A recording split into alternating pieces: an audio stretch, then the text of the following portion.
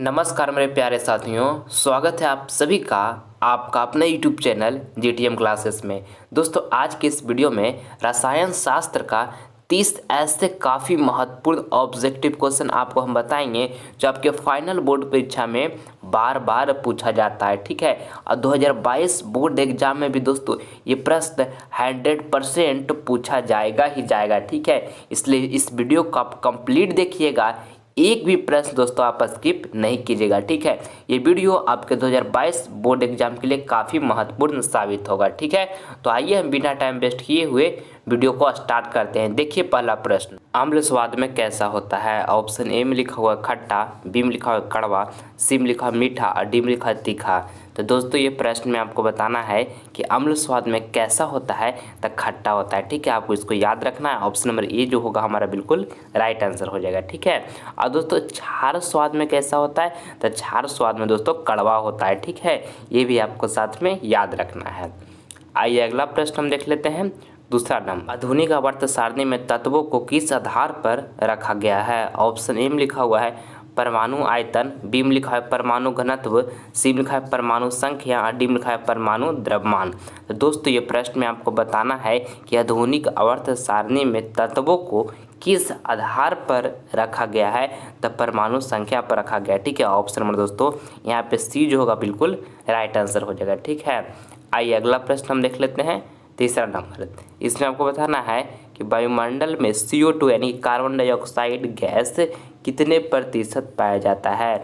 काफ़ी महत्वपूर्ण प्रश्न है दोस्तों आपके फाइनल बोर्ड परीक्षा के लिए। आपको बताना है कि वायुमंडल में CO2 यानी कार्बन डाइऑक्साइड गैस दोस्तों कितने प्रतिशत पाया जाता है? 0.03% पाया जाता है। ठीक है, ऑप्शन नंबर सी जो होगा हमारा बिल्कुल राइट आंसर हो जाएगा। कितना पाया जाता है वायुमंडल में CO2? तो 0.03%। ठीक है, और दोस्तों नाइट्रोजन गैस दोस्तों वायुमंडल में कितना प्रतिशत पाया जाता है? तो 78% पाया जाता है। ये आपको साथ में याद रखना है। ठीक है, और ऑक्सीजन गैस दोस्तों वायुमंडल में कितना प्रतिशत पाया जाता है? तो 21% पाया जाता है। ये भी आपको साथ में याद रखना है। ठीक है, आइए अगला प्रश्न हम देख लेते हैं। चौथा नंबर, CaOCl2 का प्रचलित नाम क्या है? ऑप्शन ए में लिखा है सोडा, बी में लिखा है व्यंजक चूर्ण, और देखिए सी में लिखा है बेकिंग सोडा और डी में लिखा है नमक। तो आपको ये प्रश्न आप बताना है दोस्तों कि CaOCl2 का प्रचलित नाम क्या है? तो व्यंजक चूर्ण है। ठीक है, व्यंजक चूर्ण। ऑप्शन नंबर यहाँ पे जो बी होगा दोस्तों हमारा बिल्कुल राइट आंसर हो जाएगा। ठीक, आइए अगला प्रश्न हम देख लेते हैं। पाँचवा नंबर, सेब में कौन सा अम्ल पाया जाता है? ऑप्शन ए में लिखा है साइट्रिक अम्ल, बी में लिखा हुआ है मैलिक अम्ल, और देखिए सी में लिखा है लैक्टिक अम्ल और डी में लिखा है टार्टेरिक अम्ल। तो आपको ये प्रश्न में बताना है दोस्तों कि सेब में कौन सा अम्ल पाया जाता है? तो मैलिक अम्ल पाया जाता है। ठीक है, ऑप्शन नंबर यहाँ पे बी जो होगा हमारा बिल्कुल राइट आंसर हो जाएगा। ठीक है, अब देखिए साइट्रिक अम्ल दोस्तों किस में पाया जाता है? खट्टे फलों में जैसे नींबू संतरा, ये सब में दोस्तों साइट्रिक अम्ल पाया जाता है। ठीक है, लैक्टिक अम्ल दोस्तों दूध दही में पाया जाता है। ठीक है, और देखिए टार्टेरिक अम्ल दोस्तों इमली और अंगूर में पाया जाता है। ठीक है, इसको भी आपको साथ में याद रखना है। आइए अगला प्रश्न हम देख लेते हैं। छठा नंबर, आवर्त सारणी में कितने वर्ग हैं? काफ़ी महत्वपूर्ण प्रश्न है दोस्तों आपके बोर्ड एग्जाम के लिए। ऑप्शन ए में लिखा है 5, बी में लिखा है 7 और सी में लिखा है 16 और डी में लिखा है 18। तो आपको बताना है दोस्तों ये प्रश्न में कि आवर्त सारणी में कितने वर्ग हैं यानी कितने ग्रुप हैं? तो 18 को है। ठीक है, ऑप्शन नंबर यहाँ पे जो डी होगा हमारा बिल्कुल राइट आंसर हो जाएगा। ठीक है, और आवर्त सारणी में दोस्तों कितने आवर्त हैं? तो आवर्त 7 है। ये भी आपको साथ में याद रखना है। ठीक, आइए अगला प्रश्न हम देख लेते हैं। धातु के ऑक्साइड कैसे होते हैं? ऑप्शन ए में लिखा हुआ है अम्लीय, बी में लिखा है क्षारीय, सी में लिखा है जलीय और डी में लिखा है लवणीय। तो दोस्तों ये प्रश्न में आपको यहाँ से बताना है कि धातु के ऑक्साइड कैसे होते हैं? तो क्षारीय होते हैं। ठीक है, ऑप्शन में दोस्तों यहाँ पे जो हमारा बी होगा बिल्कुल राइट आंसर हो जाएगा। ठीक, आइए अगला प्रश्न हम देख लेते हैं। 8 नंबर, नीला तथा तुतिया का रासायनिक सूत्र होता है? काफ़ी महत्वपूर्ण प्रश्न है दोस्तों आपके फाइनल बोर्ड परीक्षा के लिए। आपको बताना है कि नीला तथा तुतिया का रासायनिक सूत्र होता है तो CuSO4.5H2O होता है। ठीक है, ऑप्शन नंबर दोस्तों यहाँ पे जो हमारा बी होगा हमारा बिल्कुल राइट आंसर हो जाएगा। ठीक है, नीला तथा का दोस्तों रासायनिक सूत्र क्या होता है? तो CuSO4.5H2O होता है। ठीक है, आइए अगला प्रश्न हम देख लेते हैं। 9 नंबर, इसमें आपको बताना है कि क्लोरीन का परमाणु संख्या कितना होता है। ऑप्शन ए में लिखा है 9, बी में लिखा है 15, सी में लिखा है 16, डी में लिखा है 17। तो आपको बताना है दोस्तों कि क्लोरीन की परमाणु संख्या कितना होता है, तो 17 होता है। ऑप्शन नंबर डी यहाँ पर बिल्कुल राइट आंसर हो जाएगा। ये तो बउआ बना देगा, तो आप ना बनाइएगा, बताइए। ऑप्शन नंबर डी यहाँ पर बिल्कुल हमारा राइट आंसर हो जाएगा। ठीक है, आइए अगला प्रश्न हम देख लेते हैं। 10 नंबर, कौन लाल लिटमस पत्र को नीला कर देता है। ऑप्शन ए में लिखा हुआ है क्षार, बी में लिखा हुआ है अम्ल, सी में लिखा है मिठाई और डी में लिखा हुआ है ये सभी। तो आपको ये प्रश्न बताना है दोस्तों कि कौन लाल लिटमस पत्र को नीला कर देता है। तो क्षार जो है दोस्तों ये लाल लिटमस पत्र को नीला कर देता है। ठीक है, ऑप्शन नंबर यहाँ पे ए जो होगा हमारा बिल्कुल राइट आंसर हो जाएगा। ठीक, और दोस्तों जो क्षार का हमारा पीएच मान होता है दोस्तों वो कितना होता है, 7 से अधिक होता है। ठीक है, और अम्ल का पीएच मान दोस्तों 7 से कम होता है, ये भी आपको साथ में याद रखना है। ठीक है, आइए अगला प्रश्न हम देख लेते हैं। 11 नंबर, जिसमें धातु और अधातु दोनों का गुण पाए जाते हैं उसे क्या कहते हैं। तो ऑप्शन ए में लिखा है धातु, बी में लिखा है अधातु, सी में लिखा है उपधातु और डी में लिखा है इनमें से कोई नहीं। तो आपको ये प्रश्न बताना है दोस्तों कि जिसमें धातु और अधातु दोनों गुण पाए जाते हैं उसे क्या कहते हैं। तो उपधातु कहते हैं। ठीक है, ऑप्शन नंबर दोस्तों यहाँ पे हमारा सी जो होगा बिल्कुल राइट आंसर हो जाएगा। ठीक है, आइए अगला प्रश्न हम देख लेते हैं। 12 नंबर, अम्ल और क्षार आपस में अभिक्रिया करके क्या बनाते हैं। ऑप्शन ए में लिखा है सोना, बी में लिखा है दूध, देखिए सी में लिखा है चांदी और डी में लिखा है लवण और जल।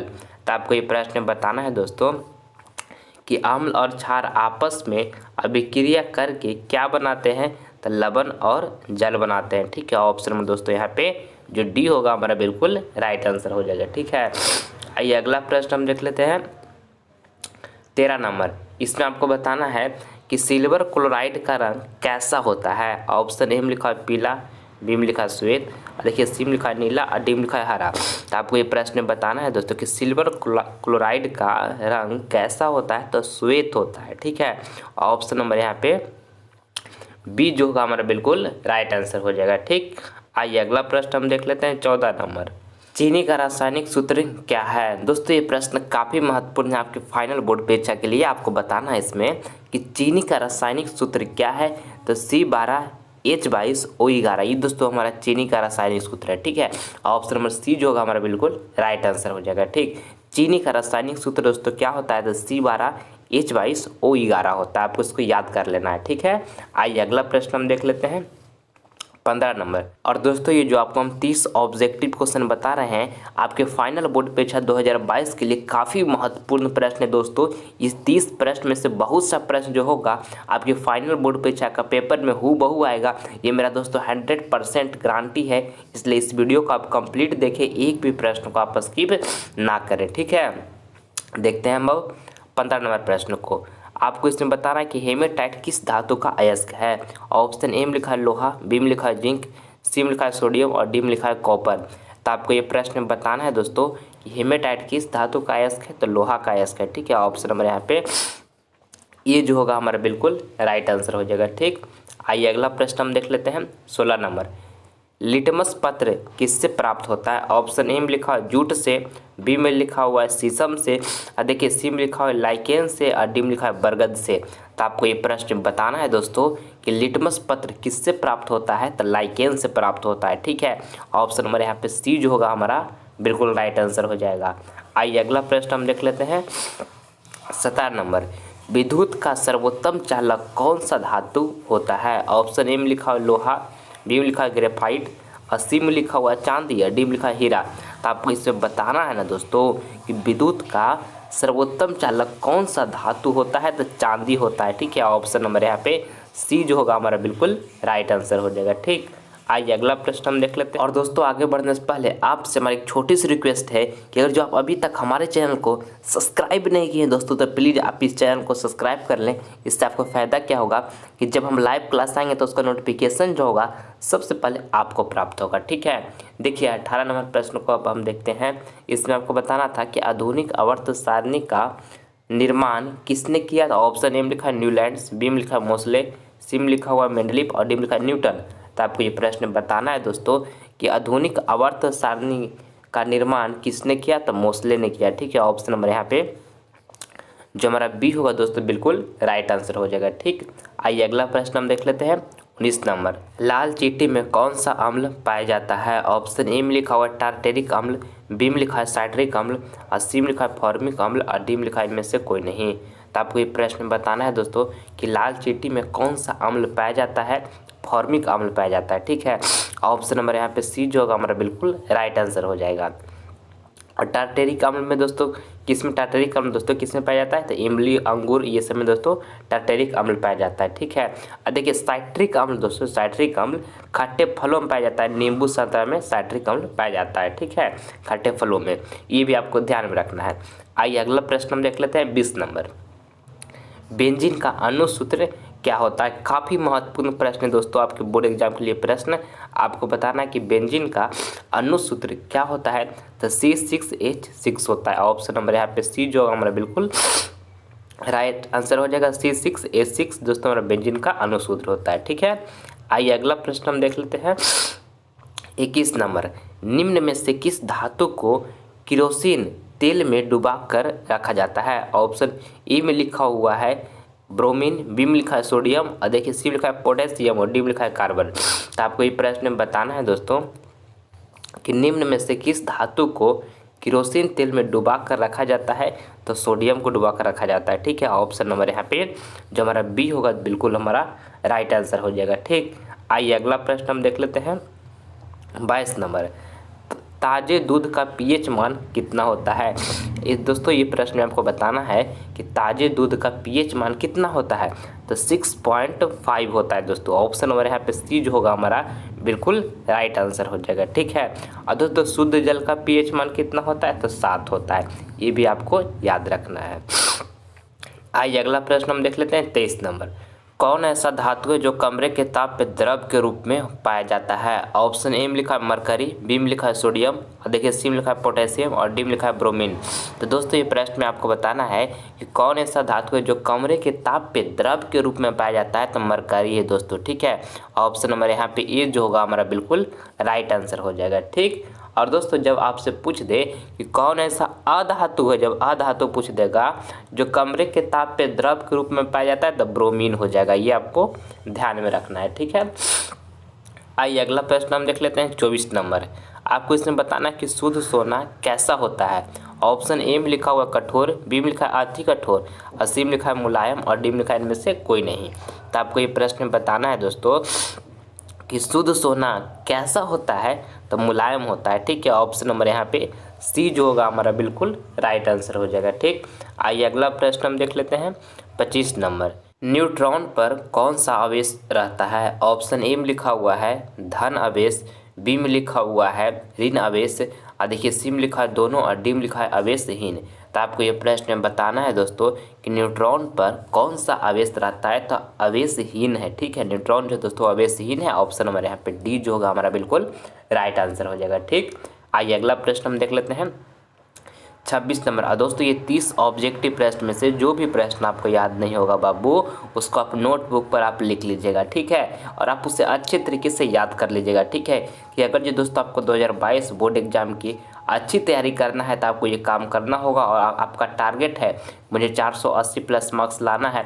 तो दोस्तों आपको अब समय आपके पास कम है, आपके पास जितना एनर्जी है, जितना जोश है, पूरी एनर्जी के साथ आपको पढ़ाई करना होगा दोस्तों। आप कंटिन्यू पढ़ाई करते रहना होगा। ठीक है, 1 मिनट भी समय दोस्तों आप अपना बर्बाद नहीं कीजिए। 1-1 मिनट अब आपके लिए दोस्तों काफ़ी महत्वपूर्ण है। ठीक है, जितना आपके पास क्षमता है दोस्तों, जितना आपके पास टैलेंट है दोस्तों, यही वक्त है आपको साबित करने का, प्रूव करने का। आज तक दोस्तों जो भी आपको गलत समझते आया है, आपके बारे में भला बुरा कहते आया है, यही वक्त है दोस्तों कि दिन रात मेहनत करके इतना अच्छा मार्क्स प्राप्त कीजिए, ये सारे को दोस्तों मुंह आप बंद कर दीजिए। ठीक है, माँ और पिता की आंखों में दोस्तों खुशी के आंसू बहाना है, उसके लिए आज मुझे दिन रात मेहनत करना पड़ेगा। ठीक है, 480 मुझे प्लस मार्क्स लाकर माँ और पिता की आंखों में दोस्तों खुशी के आंसू बहाना है दोस्तों। उसके लिए मुझे आज क्या करना होगा? तो आज मेहनत करना होगा, और उसके लिए जितना मुझे मेहनत करना पड़ेगा उसके लिए मैं तैयार हूँ। ठीक है, और दोस्तों ध्यान रखिएगा कि आप में क्षमता है, आप में टैलेंट है कि 480 प्लस मार्क्स आप ला सकते हैं, ठीक है। क्योंकि दोस्तों जो टॉपर होते हैं उनके पास भी 2 हाथ है, आपके पास भी दो हाथ है। आप जो बुक पढ़ रहे हैं वही टॉपर भी बुक पढ़ रहा है, तो जो वो कर सकता है तो आप क्यों नहीं कर सकते। आप में टैलेंट है दोस्तों, आप जरूर कर सकते हैं, बशर्ते आपको कंटिन्यू पढ़ाई करते रहना होगा, ठीक है। देखिए 26 नंबर प्रश्न को अब हम देखते हैं।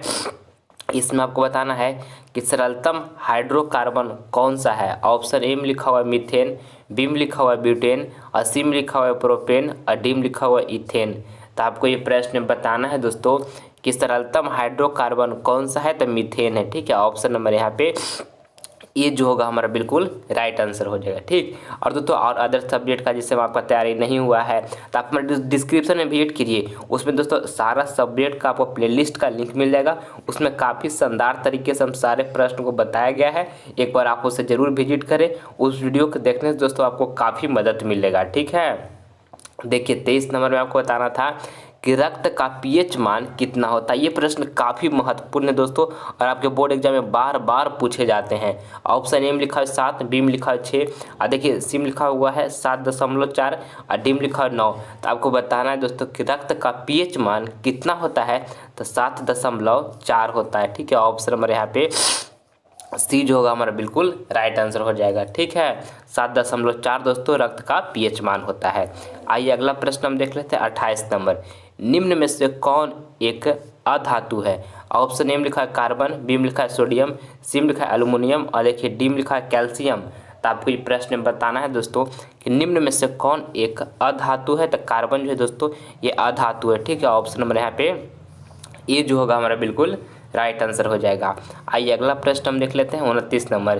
किस धातु को चाकू से काटा जा सकता है। काफ़ी महत्वपूर्ण प्रश्न है दोस्तों, ये प्रश्न आपके बार बार बोर्ड एग्जाम में पूछा जाता है। ऑप्शन ए में लिखा है सोडियम, बी में लिखा है आलू, सी में लिखा है लोहा, और डी में लिखा है इनमें से कोई नहीं। तो आपको ये प्रश्न बताना है दोस्तों कि किस धातु को चाकू से काटा जा सकता है। तो सोडियम को काटा जा सकता है। ऑप्शन नंबर यहाँ पे ये जो होगा दोस्तों हमारा बिल्कुल राइट आंसर हो जाएगा, ठीक।